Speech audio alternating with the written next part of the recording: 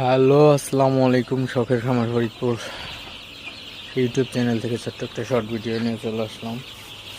তো এখন হচ্ছে রাত। তো রাত্রে আমার সোনালী মুরগির বাচ্চাকে আমি তাড়াই দিই। তো রাত্রে হচ্ছে বাচ্চাগুলোর সমস্যা হয়। সমস্যা বলতে বাচ্চাগুলো জড়ো হয়ে একটার উপর আরেকটা উঠে দু একটা বাচ্চা মারা যায় সকালে দেখা যায়।